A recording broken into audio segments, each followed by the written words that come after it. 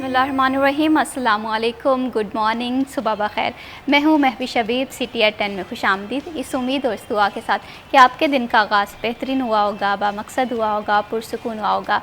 और मैं ये समझती हूँ कि दिन का आगाज़ जो है वो हमें फुल ऑफ एनर्जी के साथ करना चाहिए।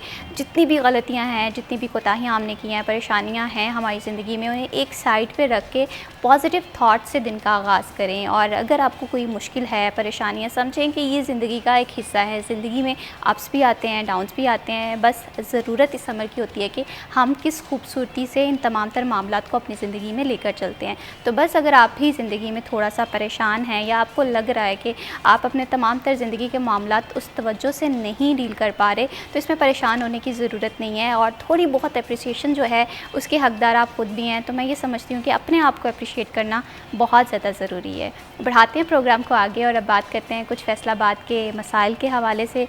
अगर हम देखें, फैसलाबाद में एक बहुत अहम एंटिटी है, वो है फेस्को। घरेलू सार्फिन को बहुत ज़्यादा मसले मसाइल का सामना करना पड़ रहा है। आजकल जो मसला देखने में आ रहा है वो ये है कि घरेलू मीटर जो है उनकी शॉर्टेज दिखाई दे रही है, जिसकी वजह से सार्फिन बहुत ज़्यादा परेशान है। और दूसरी जानिब किसी भी शहर के लिए सफरी सहूलियात होना बहुत ज़्यादा ज़रूरी है। इंटरनेशनल ट्रैवल के लिए एयरपोर्ट्स पे तमाम फ़्लाइट्स का होना बहुत ज़्यादा ज़रूरी है।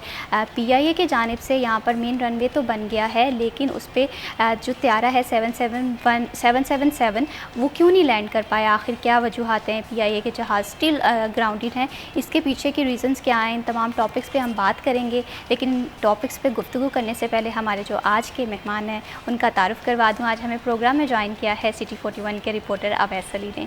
अस्सलाम वालेकुम। वालेकुम अस्सलाम। अवैस, कैसे हैं आप? शुक्र, आप सुनाए? ठीक ठाक? अल्हम्दुलिल्लाह, मैं बिल्कुल ठीक हूँ। अवैस के साथ ही हमें ज्वाइन किया है सिटी 41 के रिपोर्टर इमरान अस्लम ने। अस्सलाम वालेकुम, कैसे हैं इमरान आप? आप सुनाए? मैं बिल्कुल ठीक हूँ। Thank you so much Imran Aslam for joining us in this program. अब ऐसे आपसे गुफ्तगू का आगाज़ करूँगी। फेस्को के मसाइल हैं। मैं समझती हूँ कि एक तरफ तो वो लास्ट प्रोग्राम में हमने बात की थी कि लोड का जो था मसला वो आ रहा है, शॉर्टेज कहीं एरिया में देखने को मिल रही है। अब दूसरी जानिब एक अहम इशू देख रहे हैं जो कि सार्फिन की शिकायतें भी हैं कि घरेलू सार्फिन मीटर जो हैं वो शॉर्ट हो गए हैं। इसके पीछे क्या वजूहत हैं? हाँ बिल्कुल महविश, इस वक्त फेस्को में जो है वो घरेलू मीटर्स का बहरान है, जिसकी वजह से लोगों को मुश्किलात का सामना है। बहुत से ऐसे सार्फिन हैं जिनकी जानिब से 2 से 3 माह का अरसा गुजर चुका है। डिमांड नोटिस की जो फ़ीसें हैं अब वो भी अदा कर दी गई हैं, मगर इसके बावजूद ताहाल लोगों को नए मीटर्स की जो सहूलत है वो नहीं मिल सकी है। सार्फिन के एतराज़ात हैं और बिल्कुल दुरुस्त भी हैं कि वो सारफ जो नया घर बनाता है उस पर कनेक्शन हासिल करना चाहता है, या फिर आपका घर जो है वो डबल स्टोरी है, उसमें 2 फैमिलीज़ रहती हैं, तो सार्फिन का ये हक़ है कि वो दूसरा कनेक्शन यानी दूसरा मीटर अपने घर में हासिल करे। तो सार्फिन की जानिब से डिमांड नोटिस की फ़ीसें जमा कराई गई हैं, मगर फेस्को के पास इस वक्त मीटर क्यों मौजूद नहीं है? ये फेस्को की बहुत बड़ी एक सुस्ती है, क्योंकि वो सार्फिन जो बिजली के बिल बर वक्त अदा करते हैं और फेस्को रिकवरी की बुनियाद पर बेहतरीन कंपनी है, उन सार्फिन की जो ज़रूरियात है, जो लोग नए कनेक्शंस के मुंतज़िर हैं और बिलखसूस घरेलू सार्फिन जो डोमेस्टिक मीटर के डिमांड नोटिस भी अदा कर चुके हैं, उनको ताहाल मीटर्स नहीं मिल रहे हैं। इस पर जो है वो फेस्को को जल्द अज जल्द अमल दरामद करना चाहिए। फेस्को हुकाम का इस पर यह कहना है कि अब जो है वो एमरजेंसी बुनियादों पर 2 लाख के करीब जो घरेलू मीटर्स हैं वो फेस्को की जानिब से ख़रीदे जा रहे हैं, जो कि अगस्त के आखिर तक और सितंबर के आगाज़ में जो है वो सार्फिन को मसूल हो जाएंगे। और इस पर 94 अरब रुपए की जो खतीर रकम है वो फेस्को की जानिब से लेकिन वैसे तमाम तर मामलात को ना बड़ा फास्ट ट्रैक करने की ज़रूरत है। अगर हम फेस्को की सर्विसेज के हवाले से बात करें, यहाँ पर सार्फिन बिल जो है वो रेगुलर दे रहे हैं और बेहतरीन रिकवरी वाली कंपनी ये हमें देखते हैं, लेकिन इसके बावजूद यहाँ पर फैसिलिटेशन का अमल जो है वो बड़ा सुस्त दिखाई दे रहा है। अगर दूसरी जानिब हम PIA के हवाले से बात करें तो यहाँ पर इमरान असलम रनवे तो बन गया है, मेन रनवे, लेकिन फिर भी इसके बावजूद 777 जो त्यारा है वो क्यों नहीं लैंड कर पा रहा? बिल्कुल ऐसा ही है। फैसलाबाद इंटरनेशनल एयरपोर्ट जो है, आपको पता है कि जिस तरह इस पूरी दुनिया में एक स्टैंडर्ड एयरपोर्ट्स हैं और वहाँ पर गेट्स लगने जा रहे हैं। अब पाकिस्तान में इस्लामाबाद और लाहौर, कराची में गेट्स नस्ब हो रहे हैं। ऐसे में फैसलाबाद इंटरनेशनल एयरपोर्ट जो बड़ा मेन रनवे बनाया गया है 4.5 अरब लागत का, 777 त्यारा बड़ा होता है जो अभी तक इसमें लैंड नहीं हो सका, जस्ट बिकॉज ऑफ जो 777 का जो कैरी है उसके लिए फ़ंड्स चाहिए, उसके लिए रिक्वायरमेंट चाहिए। पाकिस्तान इंटरनेशनल एयरलाइन की जानब से 4 अरब का बजट रखा गया है साल 25 का पैसेंजर टारगेट की मद में कि PIA ने ये हासिल करना है जो टारगेट है। लेकिन अनफॉर्चुनेटली यहाँ पर ना तो हज फ्लाइट पे शुरू हो पाता है, ना ही अजाफी परवाज़ों का जो तरतीब शेड्यूल है वो दिया जाता है, जिसकी वजह से फैसलाबाद इंटरनेशनल एयरपोर्ट को बड़ा डिप्राइव्ड किया जा रहा है, ठीक है, हवाबाजी की दुनिया में। आप देख सकते हैं कि इस्लामाबाद और कराची में या लाहौर में अगर ई गेट नस्ब होते हैं, बेसिकली ई गेट ये है कि आप लोगों ने सिर्फ जाना है एयरपोर्ट पे, अपनी गाड़ी से उतरना है और स्कैनिंग करवानी है, तो आपको ना कस्टम काउंटर पे जाना पड़ेगा, ना इमिग्रेशन पे, ना किसी भी FIA काउंटर में नहीं जाना पड़ेगा। आपने ई गेट पे खुद की स्कैनिंग करवानी है, डॉक्यूमेंट्स देने हैं, डायरेक्ट आपको बोर्डिंग कार्ड मिलेगा, आप जहाज़ में बैठ जाएंगे। ये है शॉर्ट पेपरलेस वर्क हो रहा है पूरी दुनिया में, लेकिन हम वही मैनुअल फरसुदा निज़ाम से चल रहे हैं। एक काउंटर पे जाएं, दूसरे काउंटर पे जाएं, पूरी दुनिया में ओवरसीज़ के लिए बड़े काउंटर्स कायम हैं, क्योंकि टाइम इज़ मनी। आपने शॉर्ट करना है इस टाइम को और मुसाफिरों को बचाना है उनकी जितने भी वक्त की किल्लत के हवाले से। तो ऐसे में मैं समझता हूँ कि यहाँ पर अजाफी फ़्लाइट्स का शेड्यूल तरतीब देना चाहिए और टर्मिनल के लिए अलग बिल्डिंग बननी चाहिए, रनवे अलग रखना चाहिए, किशादा एयरपोर्ट। अगर हम पूरी दुनिया के हवाले से बात करें, बहुत जिद्दत आ रही है। हम अपने शहरों के हवाले से बात करें, जिस तरह अभी आपने जिक्र किया कि इस्लामाबाद में बहुत ज़्यादा फैसिलिटेट किया जा रहा है, इसी तरह से लाहौर में है, लेकिन फैसलाबाद क्यों पीछे रह जाता है? बिल्कुल ऐसा ही है। जिस तरह अवैस भाई जानते हैं कि गुज़श्ता दिनों वफाकी वज़ीर रेलवे भी आए हुए थे। मैंने लास्ट वीक लाहौर का विज़िट किया। Lahore railway station just like a airport, उन्होंने इतना वहाँ पे काम करवा दिया है, VIP लॉन्च कर दिए हैं। वहाँ पे आप लोग 300 रुपये टिकट दे के बैठते हैं, जो पैसेंजर बिजनेस क्लास की टिकट लेता है उसको फ्री बिठाते हैं, VIP लॉन्च है। आप एयरपोर्ट की देख लें, फैसलाबाद इंटरनेशनल एयरपोर्ट जो है वो लाहौर रेलवे स्टेशन के मुकाबले में कुछ नहीं है। आपने पूरी हवाबाजी की दुनिया में एयरपोर्ट्स को टेक्नोलॉजी पर मबनी करना है। यहाँ पर आप लोगों ने जो पैसेंजर्स के लिए फैसिलिटेशन सेंटर कायम करने हैं और उनको काउंटर्स मुहैया करने हैं, लेकिन यहाँ पर आए रोज़ आपको देखते हैं कि इंसानी स्मगलिंग में जो मुलव्वस पाए गए जितने भी मुलजमान हैं वो लाहौर एयरपोर्ट का रुख कर रहे हैं, यहाँ से इंसानी स्मगलर गिरफ्तार हो रहे हैं। ऐसे में समझता हूँ बड़ी ये सवालिया निशान है कि पूरी दुनिया में इंसानी स्मगलर के खिलाफ क्रैकडाउन होने जा रहा है। तो ऐसे एक नक्शे के तहत प्रॉपरली कराची, लाहौर एयरपोर्ट और फैसलाबाद इंटरनेशनल एयरपोर्ट इंसानी स्मगलर जो है यहाँ से यूज़ कर रहे हैं और फेक डॉक्यूमेंट्स, फेक पासपोर्ट के ज़रिए कर रहे हैं। ये तो वो मरहला है कि इब्तदाई तौर पे आप लोगों ने डॉक्यूमेंटेशन चेक करने के बाद आपने पैसेंजर को ट्रैवल की इजाज़त देनी है, वरना आपने डिपोर्ट कर देना है। इस तमाम तर जो खदशात हैं इनको पेश नज़र रखते हुए ई गेट का सिस्टम लॉन्च किया गया। दुबई, अमेरिका, चाइना, बड़े बड़े एयरपोर्ट्स पर ई गेट नस्ब है कि आपने आना है, आपके डॉक्यूमेंट स्कैन, आइरिस स्कैन होती है, फिंगरप्रिंट स्कैन होते हैं, आपकी ट्रैवल हिस्ट्री पता चल जाती है कि आप लोग किस हद कितने ममालिक में आपने सफ़र किया है, क्या आपका क्रिमिनल रिकॉर्ड है, वहीं से आपको जनाब वापस भेज दिया जाएगा कि आप नहीं जा सकते। यहाँ पर तो मतलब सॉरी टू से हमारे अफसरान भी मुलव्वस होते हैं, ख्वाह वो मनशियात स्मगलिंग हो, सोना स्मगलिंग हो, मनी लॉन्ड्रिंग हो या इंसानी स्मगलिंग हो। इनकी रोकथाम के हवाले से ई गेट का जो निज़ाम है वो फौरी तौर पर मुल्क के तमाम एयरपोर्ट्स पर नस्ब कर देना चाहिए, क्योंकि ये फ्रांसीसी कंपनी है वो लगा रही है। और इसमें ये होगा, एक तो आपको जो इंसानी स्मगलर है इसकी रोकथाम में मदद मिलेगी, पेपरलेस वर्क होगा, मुसाफिरों का टाइम बचेगा। पहले कहते हैं कि आप लोग के किसी की फ़्लाइट हो तो 2 घंटे पहले एयरपोर्ट पहुंच जाए, ई गेट नस्ब हो जाता है तो आपने सिर्फ 15 मिनट पहले जाना है, अपनी स्कैनिंग करवानी, आप डायरेक्ट जहाज़ में बैठ जाएंगे। बिल्कुल, बात तो वही है कि हमारे यहाँ सर्विसेज और फैसिलिटेशन पे काम होना बहुत ज़्यादा ज़रूरी है। अभी हम पूरे पाकिस्तान के हवाले से नहीं बात करें, सिर्फ फैसलाबाद के हवाले से बात कर रहे हैं। यहाँ पर इंटरनेशनल फ़्लाइट ऑपरेशन जो है वो बहाल होना चाहिए, जिन कंट्री से फ़्लाइट नहीं भी जा रही जिन कंट्री के लिए, वो भी होने चाहिए। अब वैसे अगर हम फेस्को के हवाले से बात करें तो एडवांस मीटरिंग का जो सिस्टम था वो कह रहे थे कि काफ़ी ज़्यादा यहाँ पर इन किया जाएगा। जदीद AMI मीटर के हवाले से क्या मामला है, कहाँ तक पहुँचा है? बिल्कुल महवेश, फेस्को की जानिब से इस सिस्टम में जिद्दत लाने के हवाले से एडवांस मीटरिंग इंफ्रास्ट्रक्चर जो मनसूबा है उसका आगाज़ किया गया, मगर हम देख रहे हैं कि वजारत पानी और बिजली की जानिब से बड़े बड़े दावे किए गए थे कि ये सिस्टम जो है वो घरेलू जो फेस्को का निज़ाम है उसमें भी दाखिल किया जाएगा, यानी जो जनरल मीटर्स लगे हुए हैं फेस्को के पहले उनको उतार कर उनकी जगह घरेलू सार्फिन को भी AMI मीटर्स लगाए जाएंगे। मगर ताहाल जो है वो फेस्को की जानिब से घरेलू सार्फिन में AMI मीटर्स का मनसूबा दाखिल नहीं किया गया है, क्योंकि हम देख रहे हैं कि ज़्यादातर फेस्को पर जो एतराज़ात हैं वो घरेलू सार्फिन के हैं, जिनकी तादाद जो है वो 30 लाख से भी फेस्को में ज़ायद है। तो घरेलू सार्फिन ताहाल AMA मीटर्स से महरूम हैं। यहाँ पर AMA मीटर्स मज़ीद ख़रीदने की बजाय जो कंज्यूमर्स नए मीटर्स लगवाना चाहते हैं उनके लिए फेस्को के पास मीटर्स मौजूद नहीं हैं।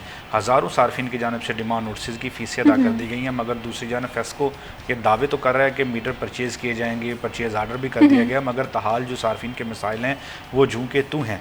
तो AMI मीटर्स का जो मनसूबा है एडवांस मीटरिंग इंफ्रास्ट्रक्चर, वो वाकई में ही एक जदीद मनसूबा है और उसके बेहतर नताइज जो हैं वो भी सामने आ रहे हैं। जहाँ पर ये मीटर्स लग चुके थे जिन सार्फिन को AMI मीटर्स, तो उनका रिस्पांस कैसा जा रहा है कि जो क्लेम किया जाता था कि एरर नहीं आएगा बिलिंग में और ये तमाम चीज़ों को क्राइटेरिया पूरा हो रहा है?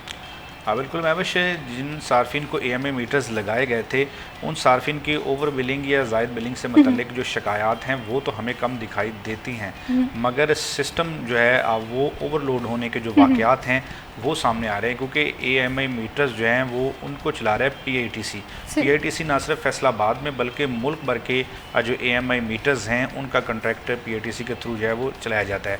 तो सेटिंग के मसाइल जो हैं वो पिछले दिनों में सामने आ रहे थे, लेकिन अब जो है वो फेस्को AMI मीटर्स में जो सेटिंग के मसाइल हैं वो मौजूद नहीं हैं। PITC की जानिब से उनको मुकम्मल तौर पर जो सिस्टम ओवरलोड हुआ था उसको हैंडल जो है वो कर लिया गया है, और इस पर जो नए मीटर्स AMI आ रहे हैं फेस्को की जानिब से उसकी सेटिंग का जो प्रोसेस है उसको मुकम्मल करके ही कंज्यूमर की साइट पर उसको इंस्टॉल किया जाता है।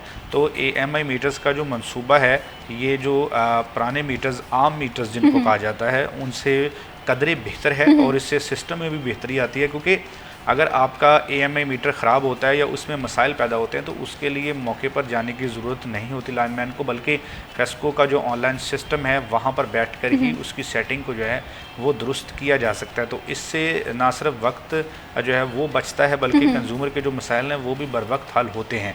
तो मीटर्स की जो एक्यूरेसी है, AMI मीटर्स की जो एक्यूरेसी है उस पर भी कंज्यूमर्स की जानिब से पिछले दिनों में एतराज़ात किए गए थे कि हमें जो अजाफी बिल भेजे गए हैं वो रीडिंग एक्यूरेसी में वजह से भेजे गए हैं, लेकिन अब जो है उस पर भी फेस्को ने बहुत हद तक जो है वो काबू पा लिया है। इन तमाम तर मसाइल पर अगर फेस्को इसी तरह से काबू पाने में कामयाब रहा तो एडवांस मीटरिंग इंफ्रास्ट्रक्चर मनसूबा जो है उससे ना सिर्फ सिस्टम में बेहतरी आएगी बल्कि कंज्यूमर्स के जो मसाइल हैं जहाँ पर अगर देख रहे हैं कोई शिकायत आ रही है तो वो फीडबैक लें, उसे बेहतर करने के लिए इकदाम करें।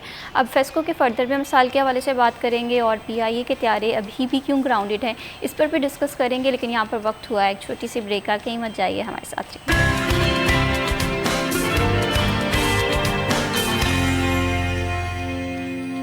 CTI 10 में वंस अगेन खुश आमदीद। बात हम कर रहे हैं PIA के हवाले से, एक अहम इदारा है पाकिस्तान का, लेकिन फिर भी इसके साथ साथ हम देखते हैं कि कहाँ पर फैसिलिटेशन आवाम को मुहैया करनी है, या स्पेसिफिकली फैसलाबाद के हवाले से बात करें तो यहाँ पर भी निज़ाम को फास्ट ट्रैक करने की ज़रूरत है, लेकिन उस तरह से नहीं दिखाई दे रहा।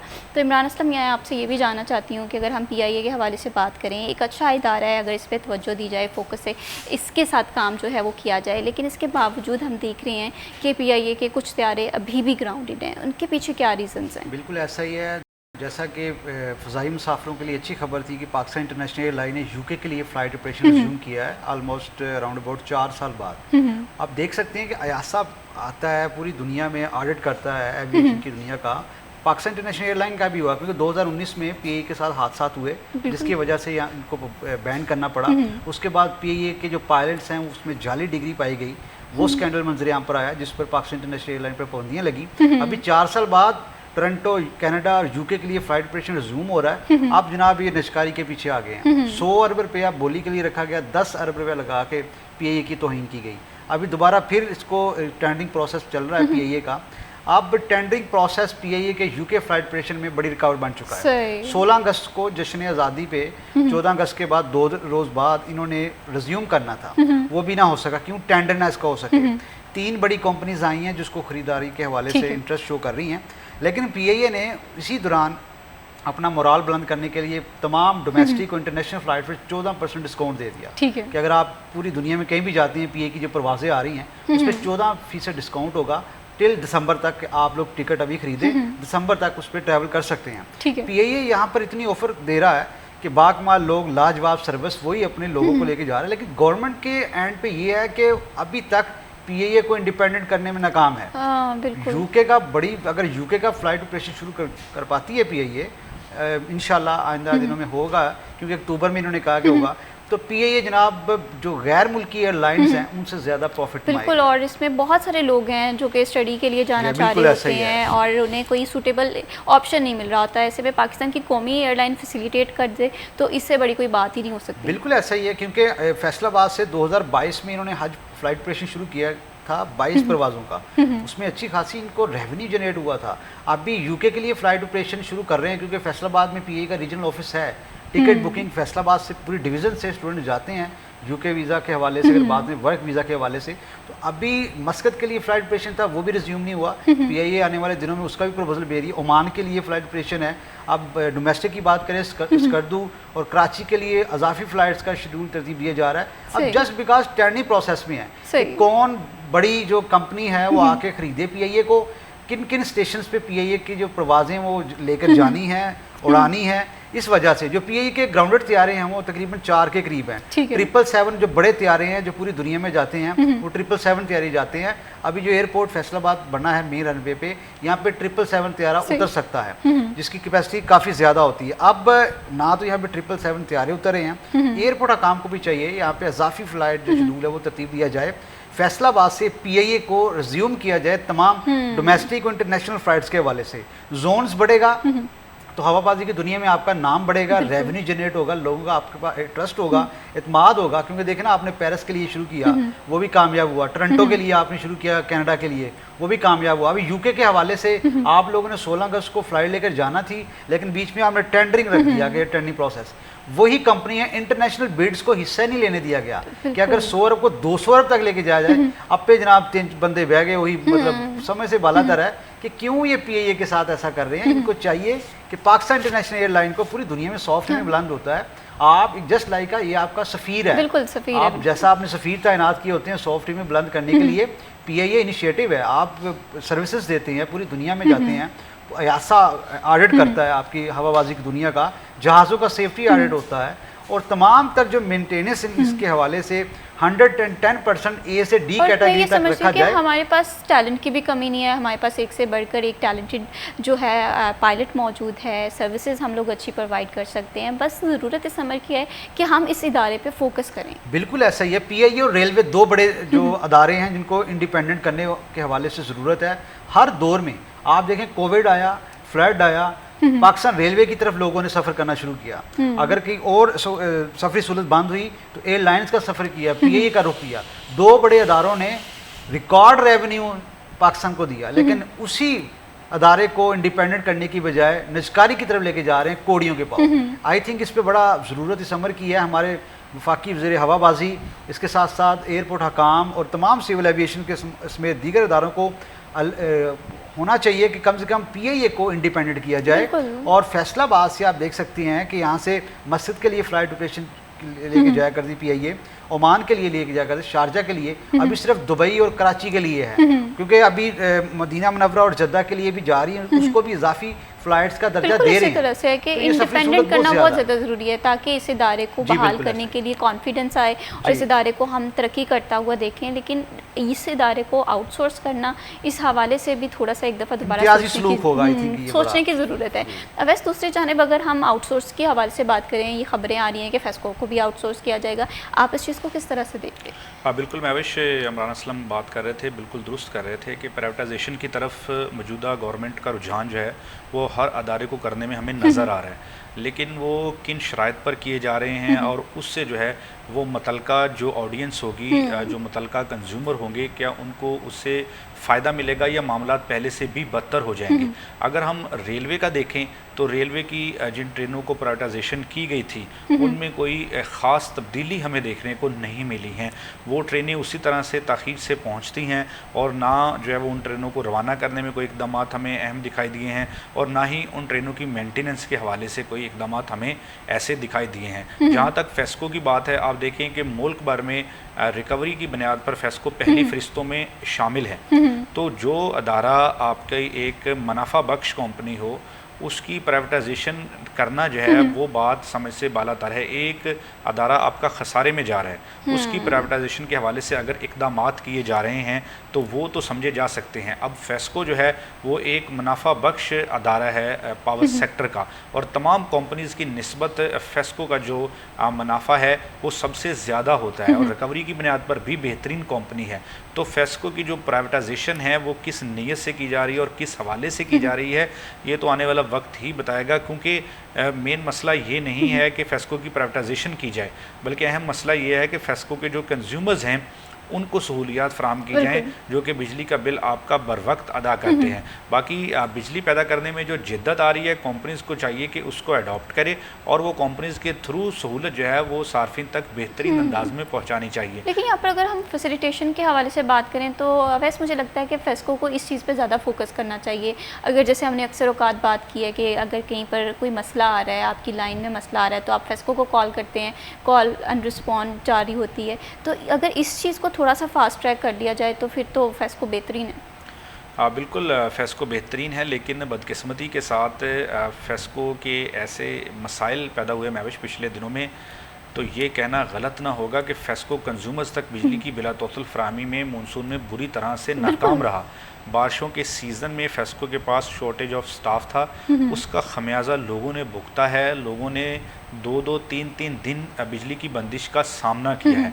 तो वो कंज्यूमर जो आपको बर वक्त बिल देते हैं, उनके जो मसाइल हैं आप बर वक्त हल करने में नाकाम रहे, और लोगों के जो मसाइल हैं वो बढ़ते चले गए। अगर आपके मीटर से बिजली ख़राब हो जाती है, वो दुरुस्त नहीं होती, इलाके का ट्रांसफार्मर ख़राब हो जाता है, तो वो 2-2, 3-3 दिन ठीक नहीं हो सका।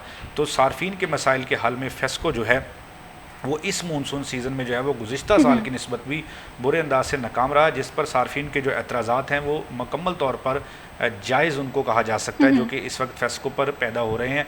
दूसरी जानब फेस्को पावर सेक्टर की तरफ देखता है, निजकारी कमीशन की तरफ देखता है कि हम अपने जो एम्प्लॉयज़ की कमी है उसको पूरा करें। इससे ना सिर्फ कंज्यूमर्स को महविश जो है वो मसाइल का सामना करना पड़ा है, बल्कि जो लाइन स्टाफ है उनकी आबाद के भी नाखुशगवार वाक़यात जो है वो इस मानसून सीज़न में हमें देखने को मिले हैं। ना सिर्फ फैसलाबाद में बल्कि मुल्क भर में इतने जो है वो दिल दहला देने वाले नाखुशगवार वाक़यात रोनुमा हैं, जिनके विजुअल्स इंसान देख नहीं सकता। एक तो वो जड़ा वाला वाक़या भी हमने देखा था, ट्रांसफार्मर, वो जड़ा वाला में ट्रांसफार्मर का वाक़या पेश है।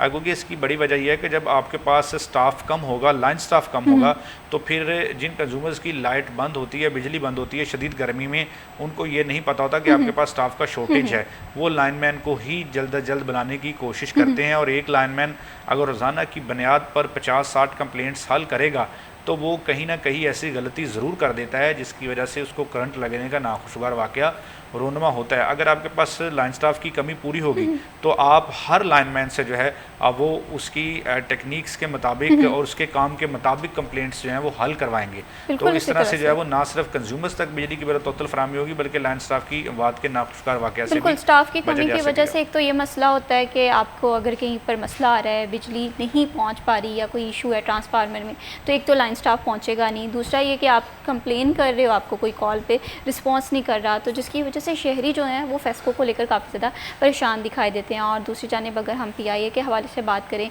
एक अच्छा इदारा है, हम बार बार ये बात कह रहे हैं, लेकिन इस पर फोकस करने की बहुत ज़्यादा ज़रूरत है। अगर इमरान असलम फैसलाबाद के हवाले से बात करें तो फैसलाबाद इंटरनेशनल एयरपोर्ट पे कौन कौन से फैसिलिटेशन है मौजूद है, हमने वो तमाम तर चीज़ें तो डिस्कस की, जैसे गेट मौजूद नहीं है, लेकिन शहरियों को फैसिलिटेट किस तरह से यहाँ पर किया जा रहा है? बिल्कुल ऐसा ही है। एक तो यहाँ पर वॉक थ्रू गेट्स का बड़ा फुकदान है, और सिक्योरिटी मेजरमेंट के हवाले से पाकिस्तान इंटरनेशनल एयरलाइन और इसी तरह एयरपोर्ट हकाम जो अथॉरिटी है और दीगर एयरलाइंस हैं वो आपस में ऑन बोर्ड डिस्कशन करती रहती हैं। और जो बड़ा मसला है जहाज़ों से परिंदे टकराने के जो वाक़यात हैं एयरपोर्ट के हदूद में, उसके आए रोज़ इजाफा देखने को मिला है। यहाँ पर बर्ड हिट एक्टिविटी जो है वो होने की ज़रूरत है। एयरपोर्ट के अतराफ़ में, जंग रोड के अतराफ़ में जितने भी कसाब हैं और गोश्त फ़रोख्त करने वाले हैं, या वो लोग जो जिन्होंने मुख्तलिफ़ किस्म के परिंदे रखे हुए हैं, उनके ख़िलाफ़ कार्रवाई अमल में लानी चाहिए। आपके एक छोटे से शौक़ की वजह से अरबों मालियत के जो जहाज़ हैं उसमें बैठे हुए मुसाफिर हैं, उनकी जानों के ज़िया का खदशा होता है। तो पूरी दुनिया में एयरपोर्ट की प्रीमिसेस में तकरीबन 10 किलोमीटर तक कोई भी चीज़ जो है वो मूवमेंट नहीं करती, लेकिन यहाँ पर आप देख सकते हैं कि बाहर सदके वाले गोश्त फ़रोख्त करने वाले बैठे होते हैं, जिसके साथ बहुत ख़तरनाक है, क्योंकि जो परिंदे हैं वो आते हैं, जहाज़ PIA के जहाज़ के साथ टकराया, अभी फ्लाई दुबई की जो एयरलाइन है उसके साथ परिंदा टकराया। तो ये बर्ड हिट एक्टिविटी बड़ी एक संजीदगी इख्तियार कर चुकी है। लाहौर और फैसलाबाद में बड़े वाक़यात हैं। स्पेसिफिकली जो एयरपोर्ट अथॉरिटी है हर साल ईद उल अज़हा पे कैंपेन करती है। मैं समझता हूँ उसको पूरे साल कैंपेन करनी चाहिए ताकि आए रोज़ आप देख सकते हैं कि बुचर्स बैठे होते हैं वहाँ पर, मुख्तलिफ़ किस्म के लोग कबूतरबाजी का शौक़ रखते हैं, वो पिंजरे लेके बैठे होते हैं, मुख्तलिफ तोते फ़रोख्त करते हैं। तो कहने का मकसद ये है कि पूरी प्रीमिसेस में एयरपोर्ट में कम से कम परिंदों की मूवमेंट और इसका कारोबार करने वालों के खिलाफ कार्रवाई अमल में लानी चाहिए। एक लेज़र लाइट्स पर भी पाबंदी आयद होनी चाहिए क्योंकि जहाज़ों में बड़ा जो लेज़र लाइट का इस्तेमाल है वो भी बड़ा रखता है। क्योंकि जब भी पूरी दुनिया में जो हवाबाजी की दुनिया एयरपोर्ट और जहाज़ों की सेफ्टी को मद्देनज़र रखते हुए तमाम तर जो मैय्यज़ है वो जांचे जाते हैं और इनकी सेफ्टी के हवाले से तमाम जो वसाइल है बरकार लाते हैं। सिर्फ एक महज डिप्टी कमिश्नर की ज़ेर निगरानी मीटिंग करके एयरपोर्ट की सफाई का आई थिंक ये हल नहीं है। इसको प्रॉपर जो है इसका हल होना चाहिए कि सेफ्टी मुसाफिरों की, जहाज़ों की एयरपोर्ट में, क्योंकि इनको बड़ा लाइट ले रहे हैं। बेसिकली ये बहुत ही जिसे कहते हैं संजीदा मैटर है क्योंकि अरबों रुपए की एयरलाइंस होती हैं उसमें बिल्कुल। और सबसे बड़ी बात ये इमरान असलम के बहुत सारी जानें हैं, उनका ज़िया का ख़तरा होता है। तो एयरपोर्ट की सराउंडिंग को सेफ रखने के लिए इकदाम करने की बहुत ज़्यादा ज़रूरत है। इंटरनेशनल फ़्लाइट ऑपरेशन फैसलाबाद से जिन कंट्रीज़ के लिए नहीं हो रहे उन्हें दोबारा से बहाल करना बहुत ज़्यादा ज़रूरी है। फर्दर भी PIA के हवाले से और फेस्को के हवाले से गुफ्तगू करेंगे प्रोग्राम में, लेकिन यहाँ पर वक्त हुआ है एक छोटी सी ब्रेक का। कहीं मत जाइए, हमारे साथ रहिए।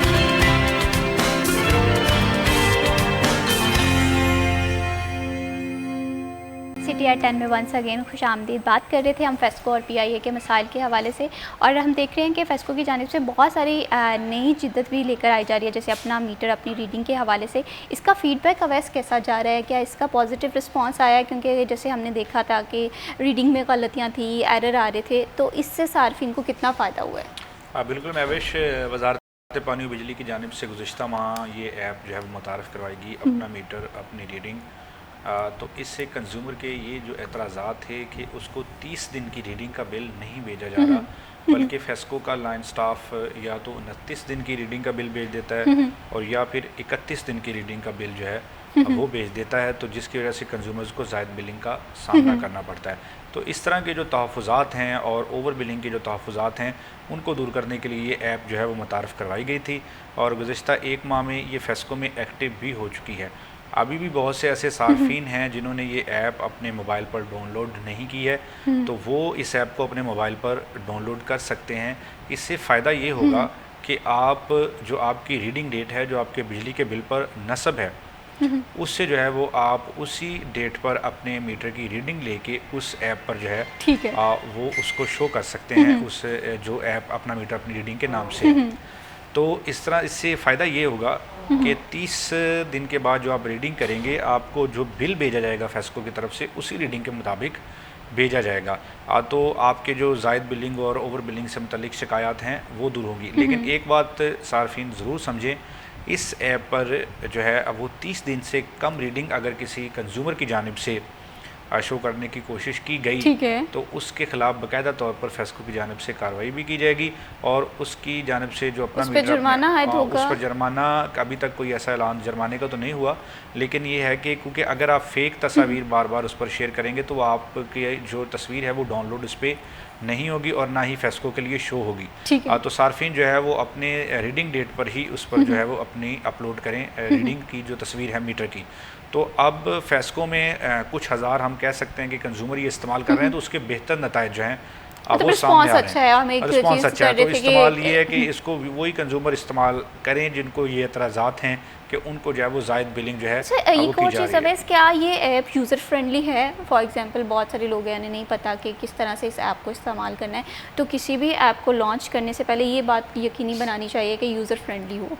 बिल्कुल महविश, ये यूज़र फ्रेंडली भी है और फेस्को फ्रेंडली भी है। फेस्को फ्रेंडली इस तरह से है कि बहुत से ऐसे कंज्यूमर्स हैं कि सिस्टम की वजह से जिनको फ़ायदा भी हो रहा होता है लेकिन वो बता नहीं हो रहे होते, क्योंकि हम देखें कि कहा जाता है कि इंसान फितरतन लालची है। जब तो उसको ज़ायद बिलिंग या ओवर बिलिंग अपने बिल में महसूस होती है तो वो फेस्को के मुतल्लिक़ा सब डिवीज़न और डिवीज़न दफातर में अपनी शिकायत दर्ज करवाते हैं, लेकिन जब तक उनको बेनिफिट मिल रहा होता है वो मुतल्लिक़ा दफ्तर को नहीं बताते कि हमारे बिल में ये यूनिट्स जो हैं वो कम दर्ज हो रहे हैं। और ऐसे मैंने बहुत से कंज्यूमर्स देखे हैं कि फेस्को सिस्टम की वजह से 3 से 4 माह तक उनको अगर कम बिलिंग हो रही है तो वो फेस्को से रब्ता नहीं करते। जैसे ही वो तमाम यूनिट एकदम से बिल में शामिल होते हैं वो चले जाते हैं कि हमें जो है वो इसकी ज़ायद बिलिंग की जा रही है। तो इससे ना सिर्फ कंज्यूमर्स को फ़ायदा होगा, मैं ये समझता हूँ इससे फेस्को को भी बहुत फ़ायदा होगा। ऐप पे दोनों ही मुतफिक हैं, लोग भी जो सार्फिन है वो भी मुतफिक है, और फेस्को है उसे भी कहीं ना कहीं सहूलत मिल रही है, और सार्फिन भी इस चीज़ से फैसिलिटेट हो रहे हैं। बहुत अच्छी बात है, और ऐसे ही मैं समझती हूँ कि बहुत सारी जिद्दत जो है वो फेस्को को लेकर आनी चाहिए ताकि यहाँ के जो सार्फिन इन्हें फैसिलिटेट किया जाए। इमरान असलम, यहाँ पर अगर शहरियों को फैसिलिटेट करने के हवाले से बात करें तो मैं ये समझती हूँ कि इंटरनेशनल फ़्लाइट ऑपरेशन फैसलाबाद से बहाल होना चाहिए उन कंट्रीज़ के लिए जो कि नहीं है। हज फ़्लाइट ऑपरेशंस की क्या सूरत हाल रहेगी इस साल? बिल्कुल ऐसा ही है, क्योंकि जैसे बात हो रही है 2022 से हज फ्लाइट ऑपरेशन फैसलाबाद से शुरू नहीं किया गया, 2022 में किया गया था। 22 परवाज़ें थी, लगभग ऑलमोस्ट 3 अरब के करीब जो है वो रेवेन्यू इकट्ठा किया गया था।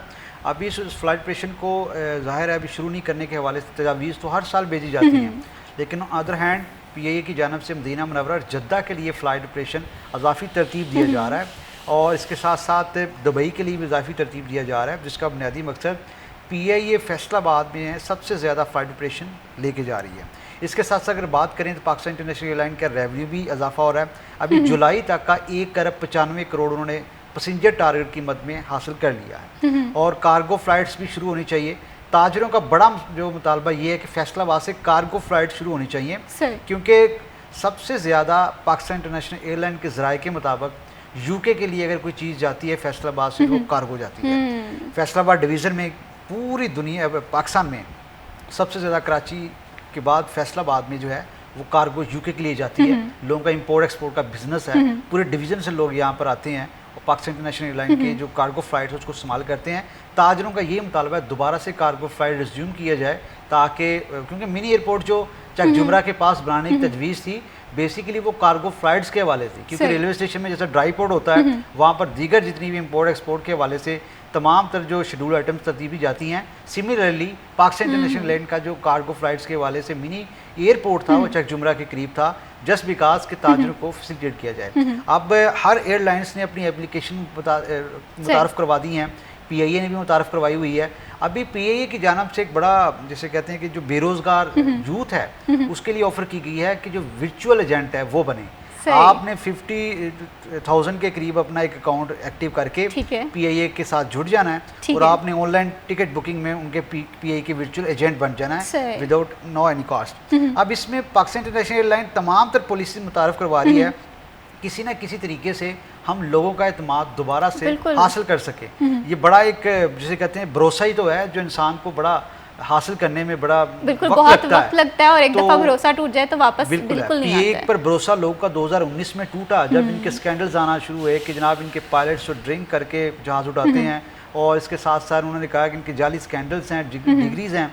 इसके साथ साथ जो हादसा रूनमा हुए बड़े अफसोसनाक, तो उसके बाद PIA पे जो सेफ्टी बड़ी पाबंदी लगी थी अब दोबारा से रिज्यूम हुई है। अब जो ग्राउंडेड तैयार हैं उनको मेंटेनेंस करना की ज़रूरत है। पाकिस्तान इंटरनेशनल एयरलाइन का फैसलाबाद में जिस तरह बात हो रही है कि रेलवे और PIA 2 बड़े अदारे हैं सफरी सहूलत के, इनको हम इंडिपेंडेंट अगर करने में कामयाब हो जाते हैं तो आई थिंक ये रिकॉर्ड रेवेन्यू हासिल कर सकते हैं। हर रोज़ ट्रेन्स आउटसोर्स की जाती हैं, हर रोज़ देखने को मिलती हैं कि PIA में 3 जनाब बिड्स आ गए हैं, इतनी बोली लग गई है। चैरिटी कमीशन, निजकारी कमीशन आके आए रोज़ प्रेस कॉन्फ्रेंस करती है। तो मैं समझता हूँ कि हमारे कौमी सासे को निजकारी से बचाया जाए, दोबारा से एयरलाइंस का यहाँ से आगाज़ किया जाए ताकि लोगों का एतमाद हासिल हो।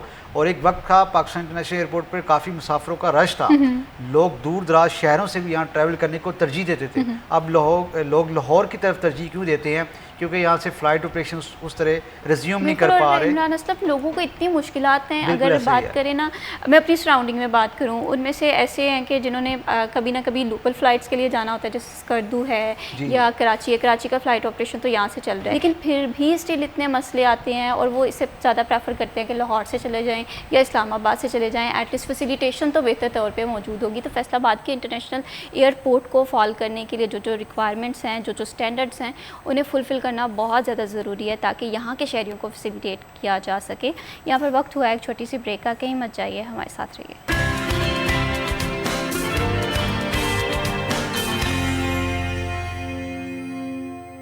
CTR10 में वंस अगेन खुश आमदीद। हम बात कर रहे हैं प्रोग्राम में फेस्को के मसाइल के हवाले से, या इसे अगर हम आम लफ्ज़ों में कहें, एक शहरी की ज़रूरियात को पूरा करने के लिए क्या क्या इक़दाम किए जा रहे हैं फेस्को की जानिब से। और दूसरी तरफ सफ़री सहूलियात होना किसी भी शहर में बहुत ज़्यादा बेहतरीन होता है। उस शहर का सबूत यही होता है कि इस शहर में तमाम तर मामलात अच्छे से चल रहे हैं। और ख़ास तौर पर इंटरनेशनल अगर एयरपोर्ट के हवाले से बात करें फैसलाबाद के, तो वहाँ पर सर्विसेज में थोड़ी सी बेहतरी लेकर आएँ तो यहाँ पर भी चीज़ें जो हैं वो डायरेक्शन में आ सकती हैं, राइट पाथ पे आ सकती हैं। अब वैसे जिस तरह से भी हम बात कर रहे थे कि सार्फिन को फैसिलिटेट करना चाहिए, एक चीज़ जो है वो मैं देखती हूँ कि कई इलाके हैं अभी भी फैसलाबाद के जहाँ पर लोड शेडिंग होती है। इसके पीछे क्या रीज़न्स हैं? क्या फेस्को के पास जो बिजली है वो वाफिर मकदार में मौजूद नहीं है, या ऐसे कौन से फैक्टर्स हैं जो इस चीज़ को मुतासिर कर रहे हैं? बिल्कुल महविश, फेस्को के पास जो बिजली है वो इस वक्त वाफर मकदार में ही मौजूद है, बल्कि कंज्यूमर्स की जो डिमांड है वो दिन के औकात में अब इतनी नहीं है कि उसके लिए फेस्को को लोड शेडिंग की जो ज़रूरत है वो पड़े। लेकिन मसाइल वही हैं जो हम पहले भी जिक्र कर चुके हैं कि फेस्को के सिस्टम के मसाइल हैं जिसकी वजह से लोगों को लोड शेडिंग का या बिजली की बंदिश का सामना करना पड़ता है।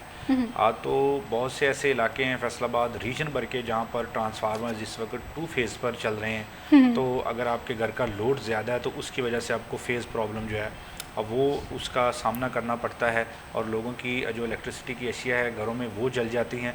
और इसके साथ साथ फेस्को के जो सिस्टम है उसके जो मसाइल हैं वो लोगों के लिए मुश्किलात पैदा कर रहे हैं। अब दिन के औकात में हम देखते हैं कि सोलर लोगों का चल रहा होता है तो उसकी वजह से बोझ जो है वो फेस्को के सिस्टम पर कम होता है।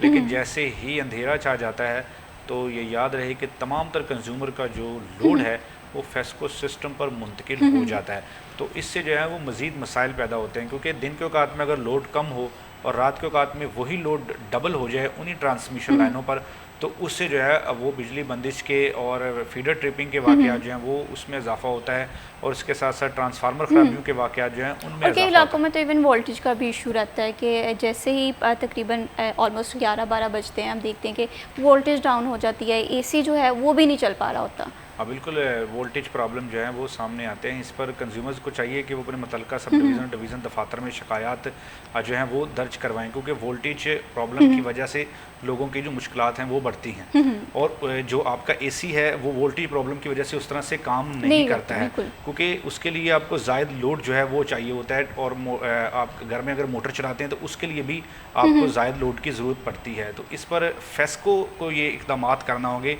फेस्को में सिस्टम की अपग्रेडेशन पर अगर किसी इंजीनियर ने काम करवाया है तो साबिक CEO फेस्को थे चौधरी बशीर, उनको ये जो है वो क्रेडिट जाता है कि उन्होंने सिस्टम के अपग्रेडेशन के लिए बहुत काम करवाया है। तो मौजूदा फेस्को का जो सेटअप है मैं ये समझता हूँ वो उस तरह से सिस्टम की अपग्रेडेशन के लिए को फैसिलिटेट करना बहुत ज़्यादा ज़रूरी है। हम देखते हैं कि कई इलाकों में अगर मानसून है, बारिश हो रही है, ज़रा सी बारिश होती है, बिजली जो है वो घंटों गायब रहती है, और उसे फैसिलिटेट करने के लिए फेस्को के पास लाइनमैन नहीं मौजूद होता, और लाइनमैन के पास जो चीज़ें सेफ्टी के लिए मौजूद होनी चाहिए वो नहीं होती। तो फेस्को के ये तमाम तर मामला बिल्कुल मैं चाहूँगा, क्योंकि PDMA की जानब से 7 माह का कहा गया है 22 अगस्त तक बारिशें हैं, तो ऐसे में देख सकते हैं कि तमाम वसीदा इमारतों में शॉर्ट सर्किट के वाक़यात में इजाफा देखने को मिला है।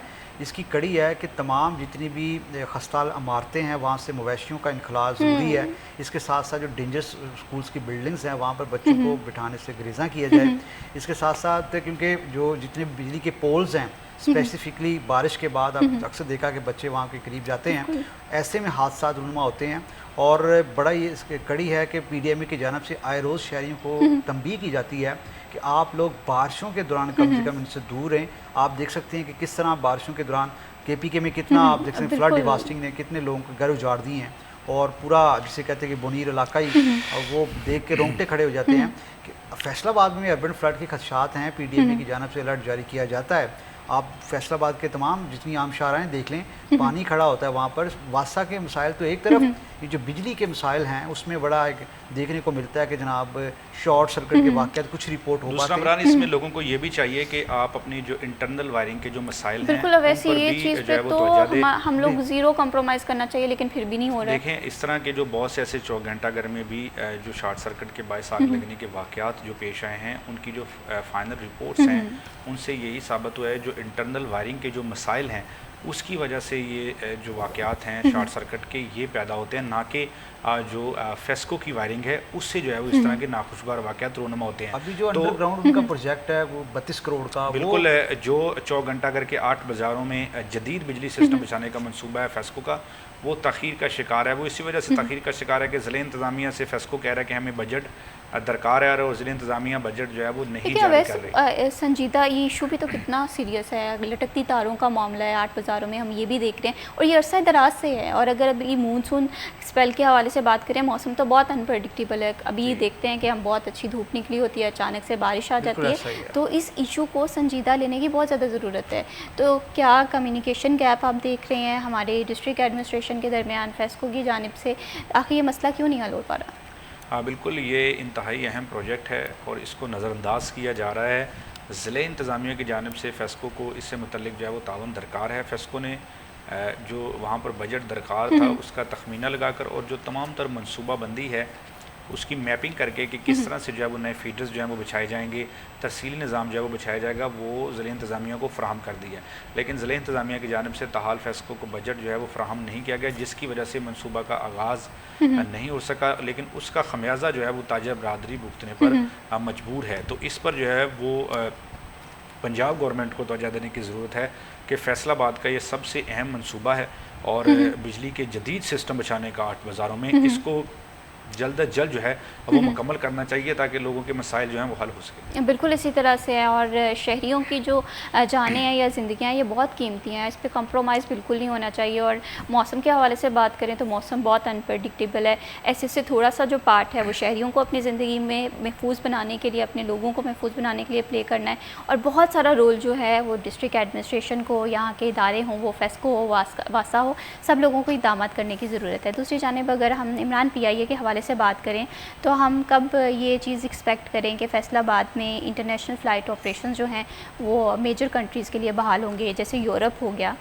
यूरोप में बहुत सारे स्टूडेंट्स हैं, उनका ट्रेंड चल रहा है, वर्क परमिट्स के लिए स्टूडेंट्स यहाँ से जा रहे हैं, लेकिन फैसलाबाद से कोई फ़्लाइट नहीं ऑपरेट की जा रही। तो कोई चांसेस हैं हम देखें कि इस साल के लास्ट ईयर तक शायद कोई बेहतरी आए? बिल्कुल ऐसे ही, जब तक ये टेंडरिंग प्रोसेस मुकम्मल नहीं होएगा, जैसा कि हर गवर्नमेंट आती है तो अपने आके मनसूबों का आगाज़ करती है, सिमिलरली ऐसे ही है, जब तक कोई नई कंपनी PIA को ख़रीदेगी नहीं, या तो अगर इन्होंने ये निष्कारी प्लान कर ही लिया है तो इनको चाहिए कि ये सबसे पहले टेंडरिंग प्रोसेस मुकम्मल करके जो भी क्वालिफाई बिड्स है उसको PIA दें, वो अपने स्ट्रक्चर के मुताबिक किन किन कंट्रीज़ में रेवेन्यू जनरेशन प्लान है उनका वो लेके आएँ। अगर नहीं तो अभी जैसे गवर्नमेंट PIA को चला रही है तो कम से कम अभी से ही UK के लिए आप लोगों ने 16 अगस्त का वादा करके उसको अक्टूबर में ले गए हैं, तो इस UK के साथ दीगर कंट्रीज़ के लिए भी फ़्लाइट ऑपरेशन रिज्यूम करना वक्त की आम ज़रूरत है।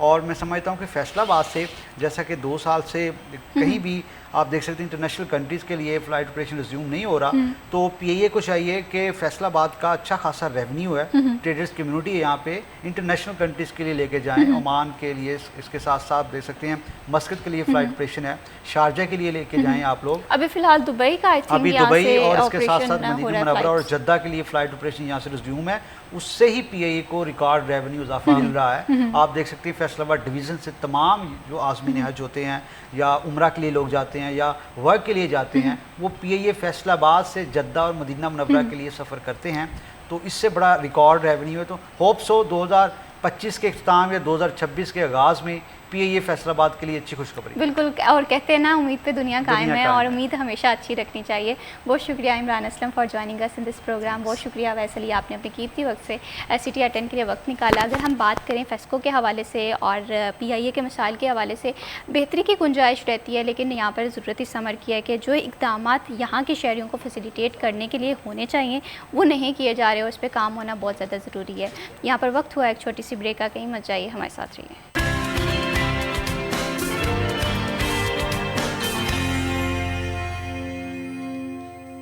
सिटी एट 10 में वंस अगेन खुश आमदीद बढ़ाते हैं प्रोग्राम को आगे और अब बात करते हैं। पाकिस्तान एक एग्रीकल्चर कंट्री है, इस एग्रीकल्चर कंट्री को अपना इमेज मेंटेन करने के लिए अपनी काश्तकारी जो फसलें हैं उस पर बहुत ज़्यादा फोकस करने की भी बहुत ज़्यादा ज़रूरत है। किसानों के मसले मसाइल जो हैं उन्हें हल करने की भी बहुत ज़्यादा ज़रूरत है और सबसे ज़्यादा ज़रूरी ये कि हमारे यहाँ आखिर काश्तकारी को लेकर मसाइल क्या हैं और उनका मौसर हल किस तरह से हो रहा है, रिसर्च एंड डेवलपमेंट में क्या क्या इक़दाम हो रहे हैं। इन तमाम टॉपिक्स को हम आज के प्रोग्राम प्रोग्राम में कवर करेंगे, लेकिन इससे पहले हमारे जो आज के बहुत ही ख़ास मेहमान हैं उनका तारुफ़ करवा दूँ। आज हमें प्रोग्राम में ज्वाइन किया है प्रोफेसर डॉक्टर मोहम्मद नवीद साहब ने। आप सॉइल एंड इन्वायरमेंट साइंस के प्रोफेसर हैं। अस्सलाम वालेकुम। वालेकुम सलाम। कैसे हैं सर आप? जी बेहतरीन, अल्लाह का शुक्र, और थैंक यू टू सिटी 41 कि आपने बुलाया।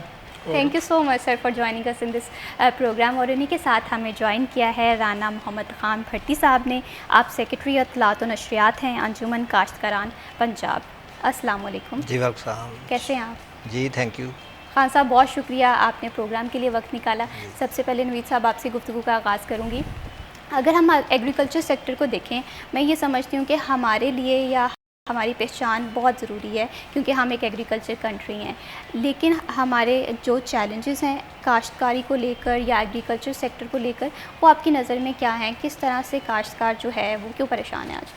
ये बड़ा ज़बरदस्त क्वेश्चन है जी, बहुत अच्छा क्वेश्चन किया इस वक्त के जो काश्तकारी के मसाइल हैं। अच्छा, उन मसाइल में अगर मैं थोड़ा सा जिक्र करूँ तो मसाइल में फार्मर को अच्छा सीड का मिलना, गवर्नमेंट बहुत कोशिश कर रही है, बहुत सारी लेजिस्लेशन हो गई हैं, लेकिन इसके बावजूद सीड माफिया जो है ना वो सम टाइम आपको जो सीड का इशू है जी कि सीड इसमें गवर्नमेंट अच्छा काम कर रही है। अच्छा, दूसरे नंबर पे फर्टिलाइज़र की अवेलेबिलिटी।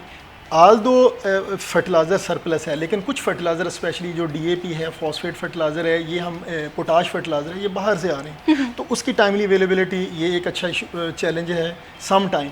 अच्छा, गंदम के मौसम में तो बहुत ज़्यादा वर्ष हो जाता है जी। अच्छा, फिर सॉइल के मसाइल, क्लाइमेट चेंज है। पाकिस्तान आल दो हम क्लाइमेट चेंज में इतना कंट्रीब्यूट नहीं कर रहे हैं क्योंकि हम इतना इंडस्ट्रियलिस्ट नहीं है, वो और कंट्रीज़ हैं जो कंट्रीब्यूट कर रहे हैं, लेकिन हम उन टॉप 7 ममालिक में हैं जो सबसे ज़्यादा मुतासर हो रहे हैं। बिल्कुल इसी तरह तो से वो जो समझ नहीं आती कब बारिश होनी। अब हम पिछले एक हफ्ते से देख रहे हैं प्रेडिक्शन कुछ कह रही है बारिशें आ रही हैं, अचानक गर्मी चली। तो क्लाइमेट के मसाइल हैं जो फसलों को देखें, फसलें टेम्परेचर का कम ज़्यादा होना, धूप का आना जाना, बारिशों का आना जाना, ये फसल को एक डिट्रैक कर देता है। जो क्रॉपिंग का एक अपना पैटर्न है, सेटअप है, तो एक क्लाइमेट की वेरिएशन मसाइल है, सॉइल के हेल्थ के मसाइल हैं।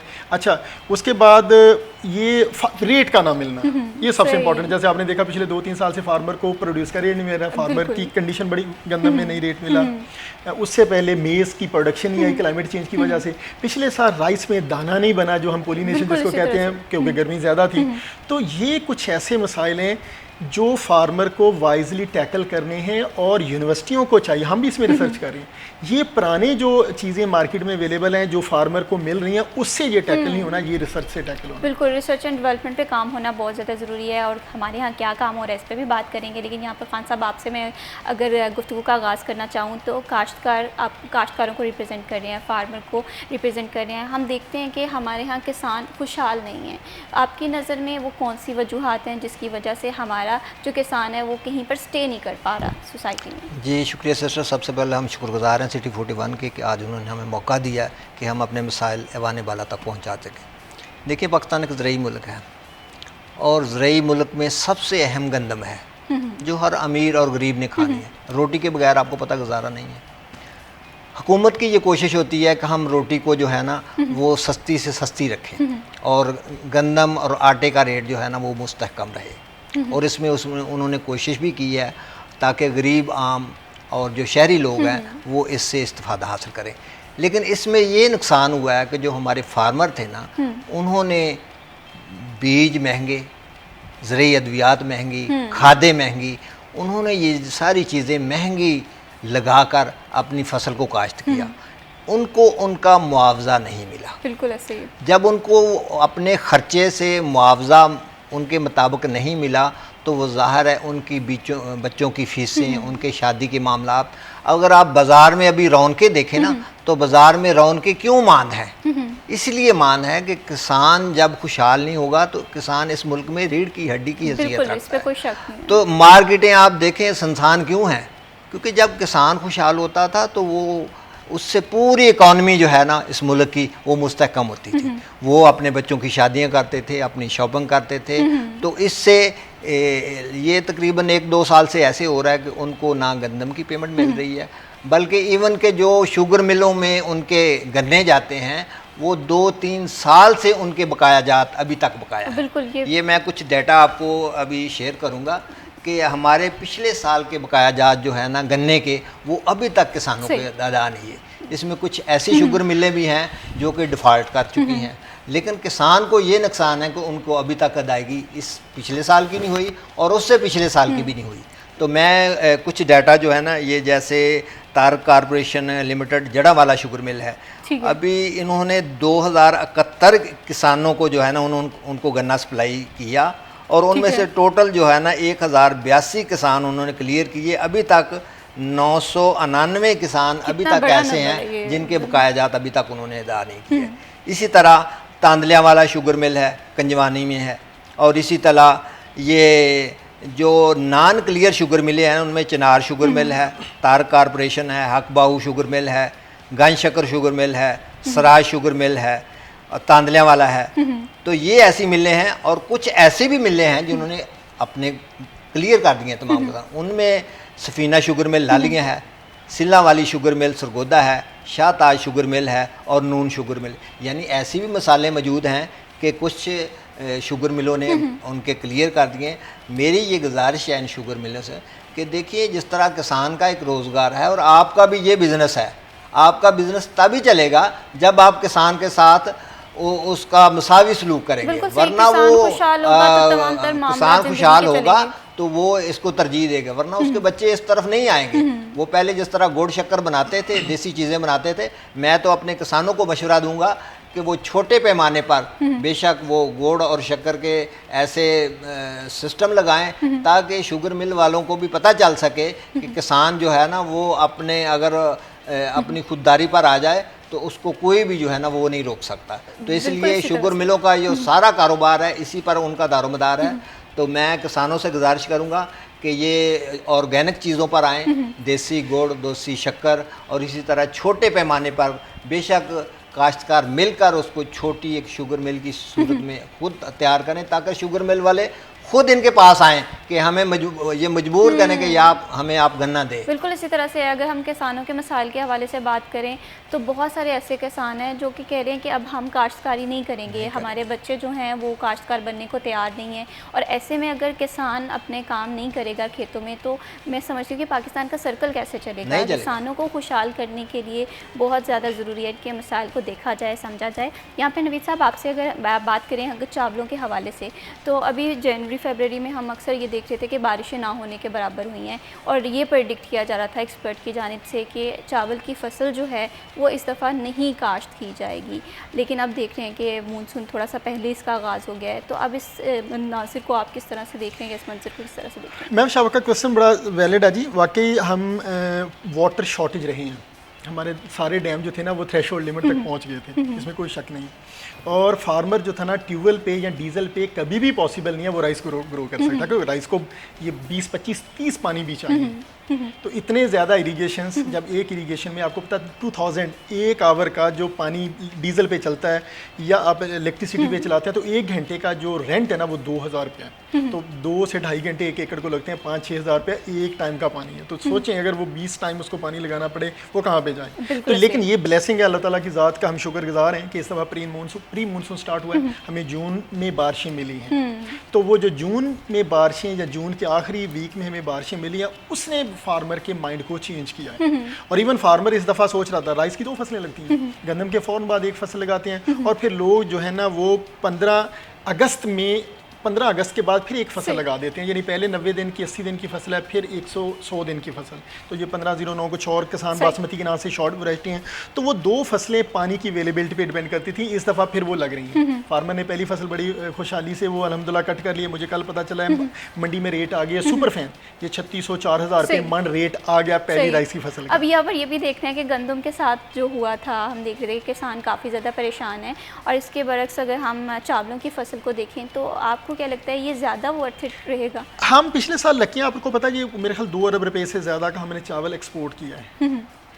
मतलब वी आर लकी, क्योंकि थोड़ा सा इंडिया पे बैन था बासमती के वाले से हमने केस विन किया, तो हमने बहुत ज़्यादा एक्सपोर्ट किया है लास्ट ईयर राइस को, सही। तो रेट बड़ा अच्छा रहा।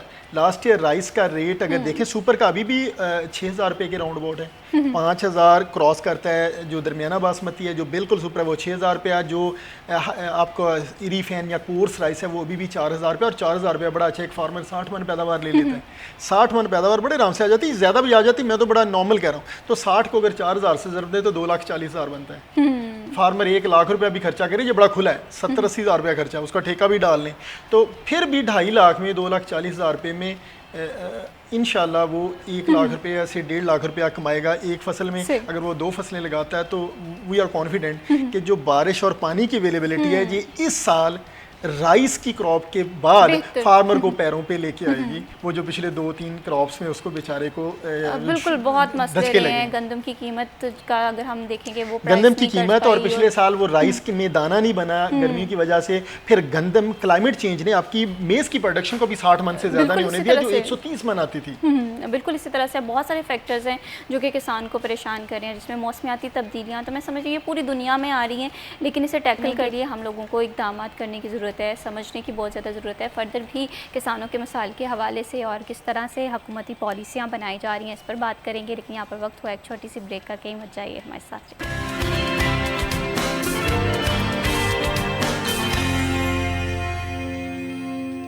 CTR 10 में वंस अगेन खुश आमदीद। बात हो रही है एग्रीकल्चर कंट्री होने के नाते हमें थोड़ा सा रिस्पॉन्सिबल होने की ज़्यादा ज़रूरत है, ज़िम्मेदार होने की ज़रूरत है। हुकूमत को भी चाहिए कि वो किसानों के मसाइल पे तवज्जो दे, मसाइल को समझना, कोऑर्डिनेट करना, फीडबैक जो है ये बहुत ज़्यादा ज़रूरी है। तो खान साहब अगर हम हुकूमती पॉलिसीज़ को देखें, हुकूमत की तरफ से ये दावे किए जाते हैं कि किसानों को एम्पावर किया जा रहा है, वो सोलर्स की सूरत में हो, वो बिजली के हवाले से हो, ये भी कहा जाता है कि बिजली सस्ती कर दी जाएगी। तो आप हुकूमती पॉलिसीज़ को किस तरह से देखते हैं जब ये किसानों को एम्पावर करने के हवाले से या किसानों को तरक्की देने के हवाले से बात करें? जी सिस्टर, इसमें कोई शक नहीं है कि हुकूमत कोशिश और काविश कर रही है। जिस तरह उन्होंने किसान कार्ड शुरू किए हैं और तकरीबन 7.5 लाख किसान जो है ना पंजाब में वो इससे मुस्तफ़ीद हो सके हैं, क्योंकि किसान असल में परेशान था कि क्योंकि उसको गंदम की उसका रेट नहीं मिला, तो उसकी वजह से उसको ये बेनिफिट मिला कि किसान कार्ड से उसने आधार अपनी खाद, बीज और ज़रियत अद्वियात खरीद ली, जिस पर कि बिल्कुल सूद नहीं है। ये हुकूमत की बिल्कुल अच्छी काविश है, हम उसको सराहते हैं। और उससे ये हुआ कि जब गंदम सपोर्ट प्रोग्राम के उनको पैसे मिले तो किसानों का रुझान और बढ़ा। पहले 5 लाख किसानों ने किसान कार्ड हासिल किया और उसके फ़ौरन बाद जब उनको गंदम सपोर्ट प्रोग्राम में पैसे मिले तो तकरीबन इस वक्त 7.5 लाख से ज़्यादा फार्मर हैं जो किसान कार्ड हासिल कर चुके हैं। और उसके बाद कुछ फार्मर को उन्होंने, जिनके पास किसान कार्ड नहीं था, उनको उन्होंने ये ड्राफ्ट की शक्ल में 5,000 फ़ी एकड़ के हिसाब से। लेकिन मैं ये समझता हूँ कि इससे किसान जो है ना ओवरऑल, जब तक आप कीमतें कम नहीं करेंगे इस मुल्क में, जब खादों की कीमत कम नहीं होगी, उसके बीज की कीमत कम नहीं होगी, उस वक्त तक किसान जो है ना सर्वाइव नहीं कर सकता। तो इसलिए बहुत ज़रूरी है कि इन चीज़ों को कम किया जाए ताकि तमाम किसान इससे मुस्तफ़ीद हो सके। देखिए, अगर 7.5 लाख किसान हैं तो इसका मतलब ये तो नहीं है कि पूरे पंजाब में सिर्फ 7.5 लाख किसान हैं। तो ये जो है ना गवर्नमेंट को अपनी पॉलिसी बनाते वक्त इन चीज़ों को मद्देनज़र रखना चाहिए और किसान तंजीमों को इसमें शामिल करना चाहिए।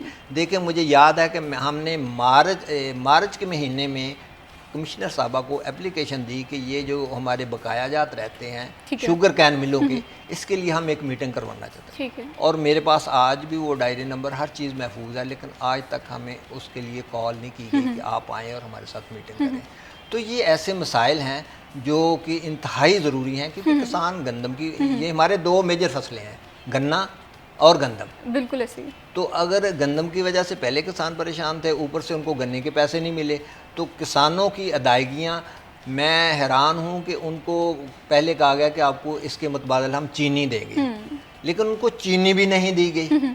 और मुझे अच्छी तरह याद है कि हमारे यहाँ हमारे गाँव के साथ ही 55 जिम्बे बाबा बकाला खुदपुर है, वहाँ से हमारे फार्मर हैं, अभी तक उनके बकाया हैं। जड़ा वाले में ये शुगर मिले हैं वो सारी डिफ़ाल्टर हैं और अभी तक उन्होंने किसानों के बकाया क्लियर नहीं करती। मेरी ये हुकूमत से गुजारिश है कि किसानों को ऑन बोर्ड लिया जाए, इनकी कमेटियाँ जो हैं उनमें उनको शामिल किया जाए और शुगर कैन रिकवरी के हवाले से फ़ौरन डिप्टी कमिश्नर और कमिश्नर साहबा मीटिंग कॉल करें ताकि किसानों की नुमाइंदगी हो और उनके बकायाजात उनको मिल बिल्कुल इसी सके। तरह से बकायाजात क्लियर होंगे तभी अगली जो फसलें हैं किसान उस पर फोकस कर पाएंगे, तैयारी कर पाएंगे।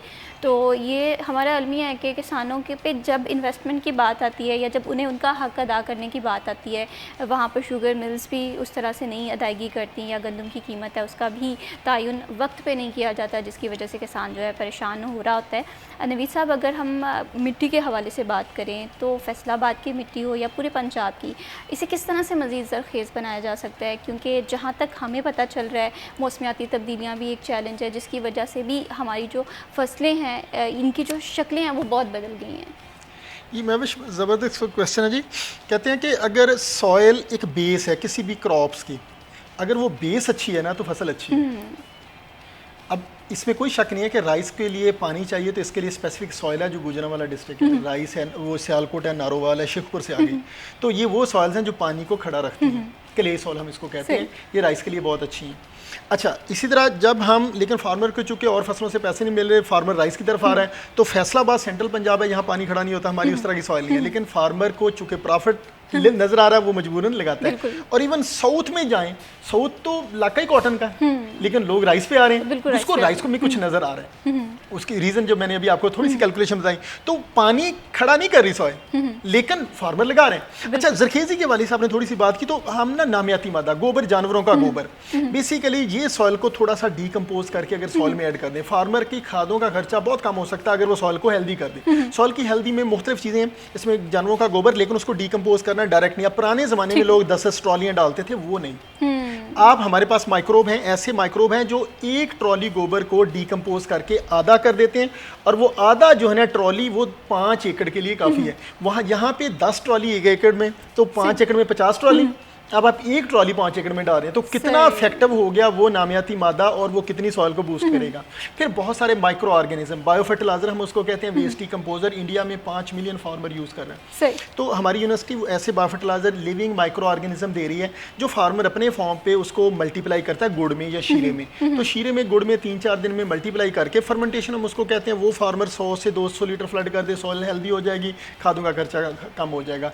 अच्छा, इसके अलावा जंतर को काश करना, चूँकि गंदम के बाद थोड़ा सा टाइम होता है जब फार्मर पनीरी लगाता है, तो राइस की क्रॉप से पहले ना 25-30 दिन होते हैं, तो वो 25-30 दिन में अगर जंतर लगा दे और 30 दिन के बाद उसको ज़मीन के अंदर ही रूटावेट कर दे, तो उसकी डिकम्पोजिशन से भी कि सॉइल की हालत बेहतर हो जाती है, और फार्मर का जो खादों का खर्चा है वो बचत हो जाएगी, क्योंकि ये तीनों चारों काम करने से वो अपनी खाद 25 से 30% सेव कर सकता है, और जो 60-70% उसने खाद अप्लाई किया उसका डबल से भी 3 गुना क्रॉप को मिलेगा, जिससे उसकी प्रोडक्शन अच्छी आएगी। और यहाँ पर एक चीज़ नवीद साहब, आप भी इस बात से इत्फाक करेंगे कि हम किसानों को एजुकेट उस तरह से नहीं कर पा रहे।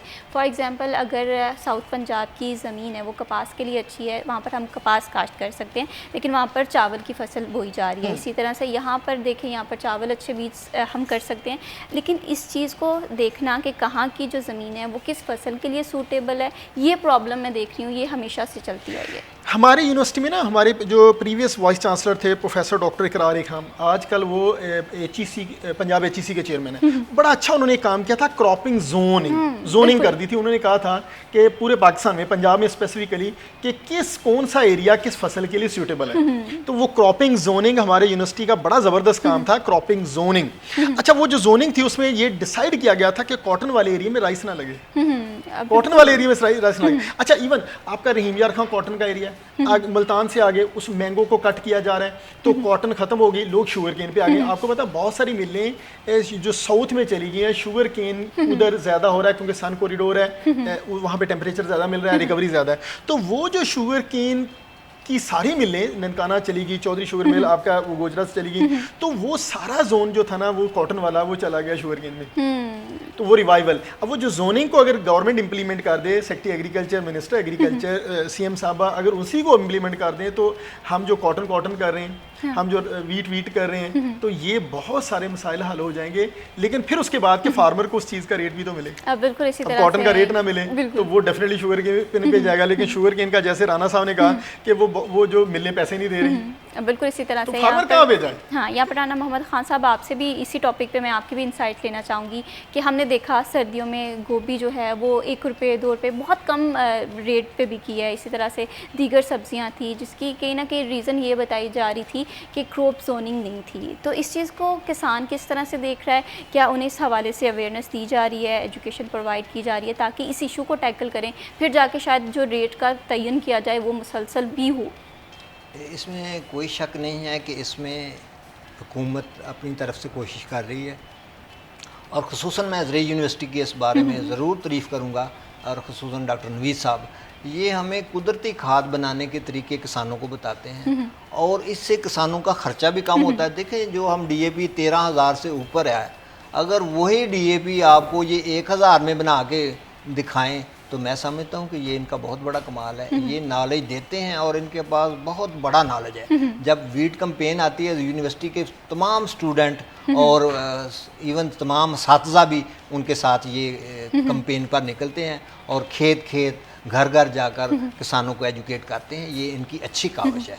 तो लेकिन मसला यही है कि हम चाहते हैं कि हुकूमत रोटी भी सस्ती रखे, आटे को भी मुस्तहकम रखे, लेकिन किसान का नुकसान ना हो। जब किसान का नुकसान होगा तो मंडियां भी बर्बाद होंगी और मार्केटें भी वीरान हो जाएंगी। बिल्कुल इसी तरह से है। जब तक आप अगर मुस्तहकम मुल्क को करना चाहते हैं तो खुदारा किसान को है ना, इनको ऑन बोर्ड लें और इनको तमाम कमेटियों में शामिल करें, और इस मुल्क में एक जूता तैयार करने वाला भी अपना रेट खुद बनाता है। बिल्कुल, आप किसी दुकान पर चले जाएं, वहाँ आप 1 रुपया कम दें तो वो कहेंगे कि आप गेट से बाहर हो जाएं, हम इस बिल्कुल ऐसे तो ही। वाहिद किसान है जिसने अल्लाह के साथ अपने तवक्कल करके इस खेत में अपना बीज बोता है, उसके बाद उसकी मेहनत करता है, सर्दी गर्मी सारे मौसम देखता है, उस पर अल्लाह पर तवक्कुल करता है। बिल्कुल, और उसके बाद ज़ाहिर है हुकूमत ने उसका मुआवजा अनाउंस करना होता है, लेकिन बदकिस्मती से उसकी रेट ही अनाउंस नहीं किया जाता, जिस वजह से वो परेशान होता है।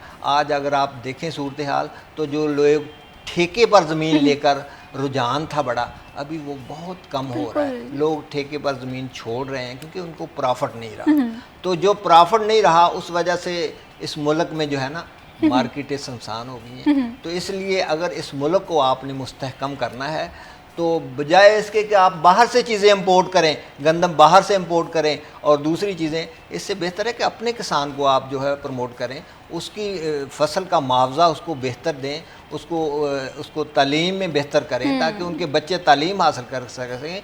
ये देखिए, किसानों का सारा दारोमदार होता है कि गंदम की फसल आएगी, उससे वो बच्चियों की शादियां करेगा, उससे तालीमी अखराजात पूरे करेगा। लेकिन अगर आपके पैसे मिलों में फंसे रहे और गंदम का रेट भी आपको ना मिले तो मुझे बताएं फिर किसान कैसे सर्वाइव करेगा? के ज़रूरियात को पूरा करने के लिए भी मसला होगा। मैं थोड़ी सी बात करूंगा। आपने कहा जी वेजिटेबल जो 1 रुपये किलो बिकी है, गोभी और इवन भिंडी तोरी 1 रुपये किलो बिकी है। कमालिया में मिनिस्टर साहब, मिनिस्टर एग्रीकल्चर, उनके एरिया में, तो ये इकरार साहब का बड़ा अच्छा कॉलम भी था।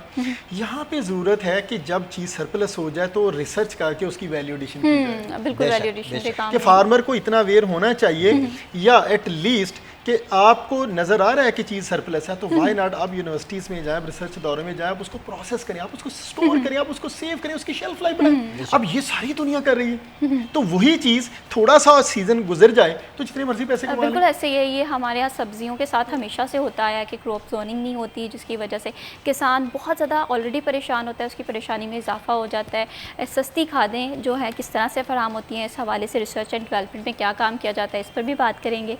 लेकिन यहाँ पर वक्त हुआ एक छोटी सी ब्रेक का, कहीं मत जाइए, हमारे साथ रहिए।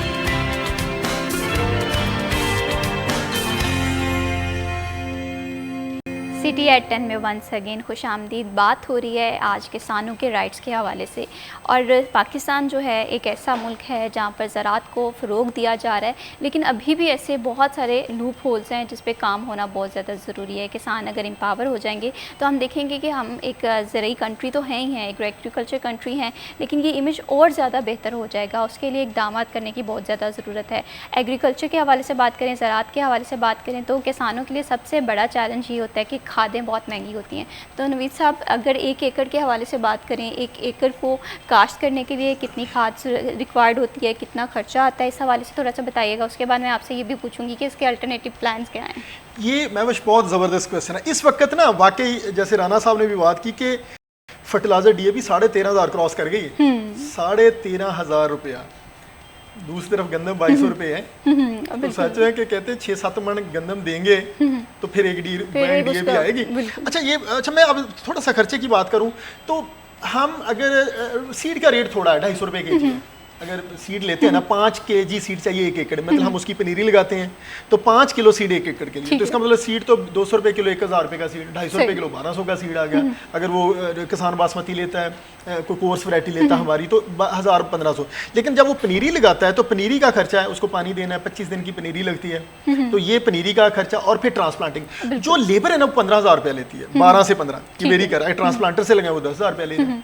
तो ये यानी मैंने अभी तक की जो टोटल कैलकुलेशंस किया है, सीड से लेकर उसकी ज़मीन की तैयारी, वो जो लेबर लगा रही है, ट्रांसप्लांटर लगा रहा है या लेबर, वो खादें जो हम ज़मीन में अप्लाई कर रहे हैं, फिर उसके बाद जहरें, जो हम पहला जहर आता है, फिर दानेदार जहर आता है।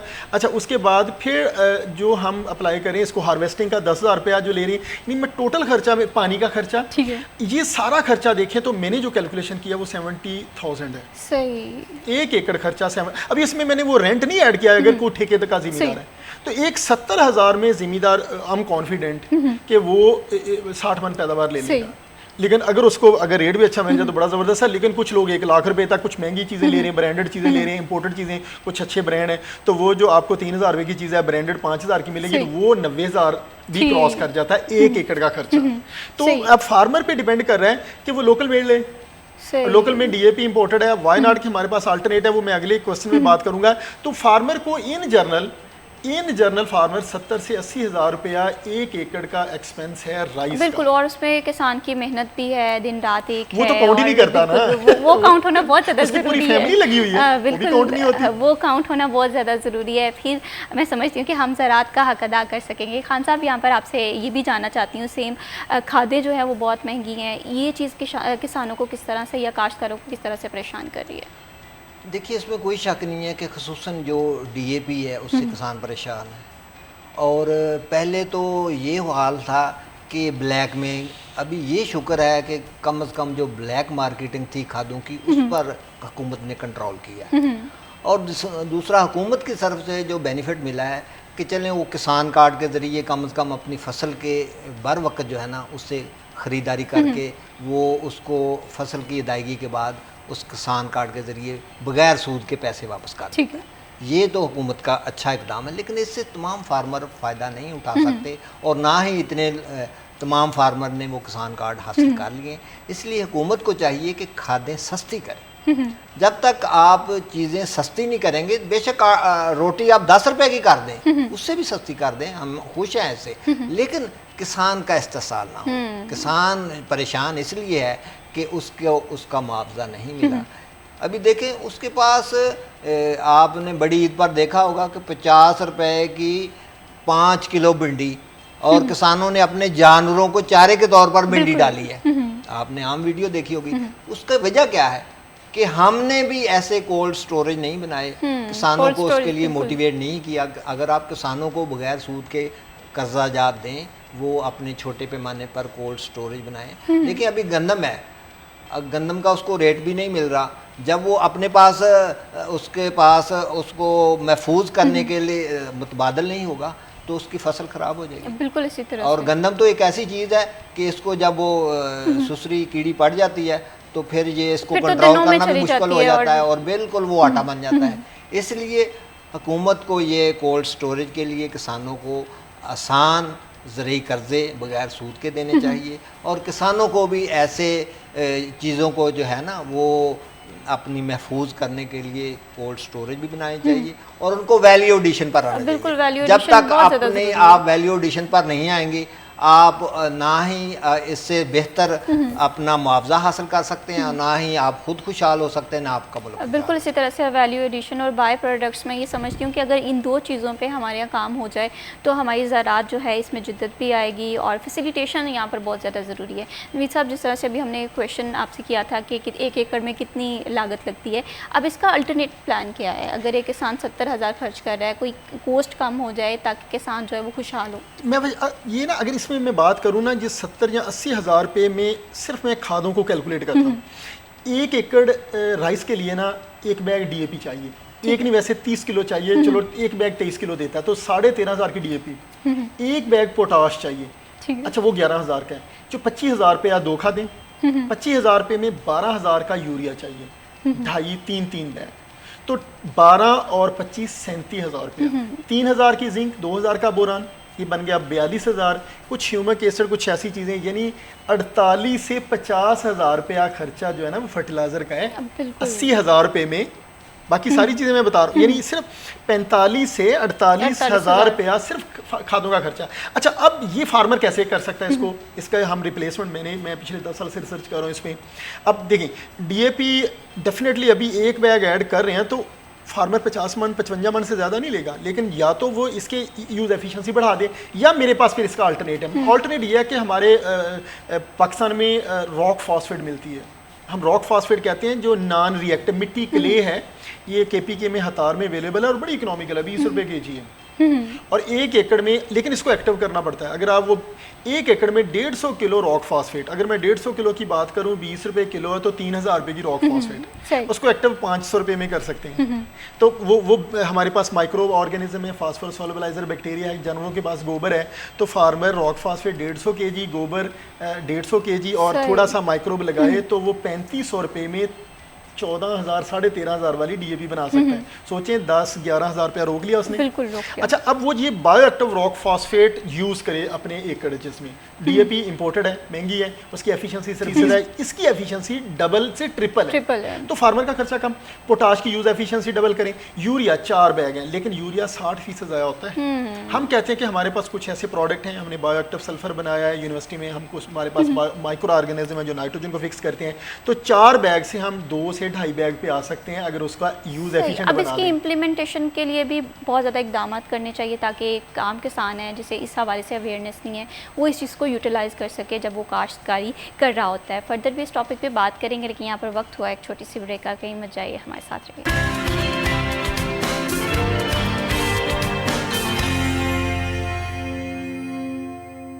CTI 10 में वंस अगेन खुश आमदीद। हम बात कर रहे हैं पाकिस्तान को एम्पावर करने के लिए वो कौन कौन से फैक्टर्स हैं जो कि अहम होते हैं। इसमें हम बेशुमार चीज़ें डिस्कस करते हैं, लेकिन एक सबसे ज़्यादा इंपॉर्टेंट ये है कि ज़राअत पे तवज्जो दी जाए, ज़राअत को फ़रोग़ दिया जाए और किसानों के मसाइल समझे जाएँ। खान साहब, यहाँ पर एक और चीज़ हम डिफरेंट इशूज़ देख रहे हैं एक लार्ज कैनवस पे कि किसानों के आखिर मसले क्या है। अगर हम बीज के हवाले से बात करें तो क्वालिटी बीज होना बहुत ज़्यादा ज़रूरी है, तो ये चीज़ आप किस तरह से देख रहे हैं? क्या हमारे यहाँ मार्केट में क्वालिटी या जदीद बीज मौजूद हैं जो कि एक अच्छी फसल तैयार कर सकें?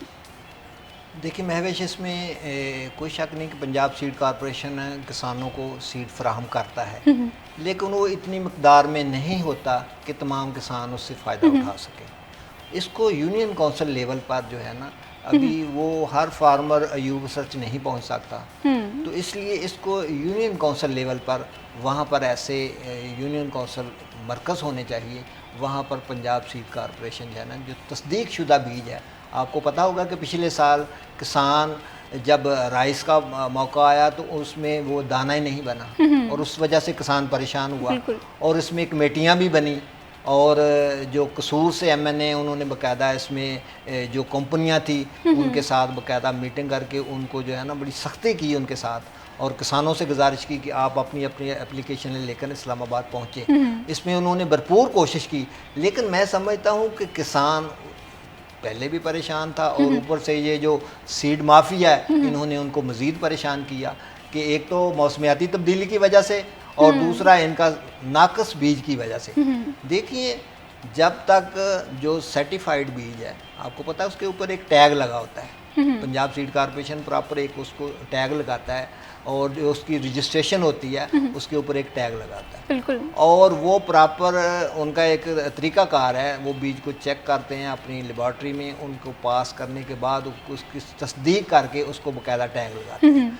तो इसलिए जब ऐसी कंपनियां आती हैं जो कि मार्केट में आकर वो मुख्तलिफ नाम देकर बाज़ मतलब है कि ऐसे ऐसे नाम किसानों को देकर उसको वर्गलाया जाता है कि ये बीज जो है ना ये हाइब्रिड है, ये अच्छा है, ये 3 जीन है, और उसको ऐसे ऐसे लॉलीपॉप दिए जाते हैं कि वो उस तरफ आता है, लेकिन जब वो वहाँ लगाता है तो जब उसको दाना नहीं बनता। तो आप मुझे खुद बताएं कि जिसने मेहनत करके पहले इसमें हल चलाया, इसमें पानी लगाया और मेहनत करके जब वो फसल बड़ी हो गई उसमें दाना नहीं बना तो उस पर किसान पर क्या बीतती बिल्कुल इसी तरह से उसकी तो सारी मेहनत जो है उस पर हाँ, पानी फिर इसलिए जाता है। हुकूमत को जो है ना ऐसी कमेटियां भी बनानी चाहिए और ऐसे लोगों के सख्ती के साथ उनकी रजिस्ट्रेशन मंसूख करनी चाहिए, उन पर FIR करके उनको कानून के दायरे में लाना चाहिए। क्योंकि किसान देखें अगर वो इस मिट्टी में अपना रिज्क तलाश करता है और आपके लिए रोटी रोज़ी का बंदोबस्त करता है, तो अगर आप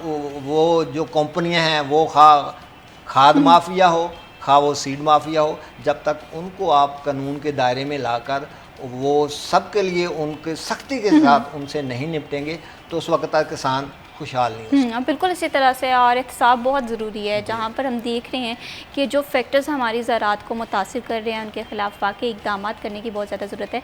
रवि साहब, पहले इसी क्वेश्चन पे मैं आपका भी इंसाइट लूँगी कि मेयारी बीज बनाने के लिए क्या काम हो रहे हैं, और दूसरा जो हमारा लास्ट क्वेश्चन था उसी से मैं दोबारा से डिस्कशन करना चाहूँगी कि एक तरफ हम देखते हैं कि खाद बन रही है, अल्टरनेटिव भी मौजूद हैं, लेकिन इसके बाद हमारा जो किसान है वो स्टिल परेशान दिखाई दे रहे हैं। सीड के हवाले से बड़ा अच्छा राना साहब ने बड़ी अच्छी इनपुट दिया जी कि पंजाब सीड कॉर्पोरेशन अच्छा रोल प्ले कर रही है। सीड रेगुलेटरी अथॉरिटी है, डॉक्टर आसिफ साहब हैं उनके हेड, उन्होंने बहुत सारे लोगों को वो हरजाना वापस करवाया कंपनी से। मेज़ के सीड के हवाले से जिनका दाना नहीं बना उनको पे बैक करवाया। राइस हाइब्रिड के हवाले से राना फूलनगर से राना हयात खान साहब बहुत उन्होंने एक्शन लिया था। और लास्ट ईयर कंपनियों को फार्मर को कोशिश की है कि स्पेशली वो सीड जो बाहर से आ रहे थे महंगे थे उनको फार्मर को उनके पे बैक करवाया। बिल्कुल अगर वो अच्छा नहीं अच्छा, लेकिन पाकिस्तान में रिसर्च के हवाले से देखा जाए तो राइस का काला शाह काकू रिसर्च इंस्टीट्यूट है। अच्छा, ये बड़ा अच्छा ब्रीडिंग कर रहा है, किसान बासमती, सुपर बासमती के बाद 515 अल खालिद कल राठे रकबे के लिए भी है। तो फिर NARC इस्लामाबाद ने 2-3 हाइब्रिड डिज़ाइन किए हैं, design PRC Pakistan agriculture research council ने, वो बड़े मोहम्मद अली साहब और कुछ 1-2 अच्छे ब्रीडर हैं। तो राइस की अच्छी रिसर्च हो रही है, अच्छे सीड्स अवेलेबल हैं, हाइब्रिड्स भी हैं, फार्मर का बहुत अच्छा ऑप्शन है।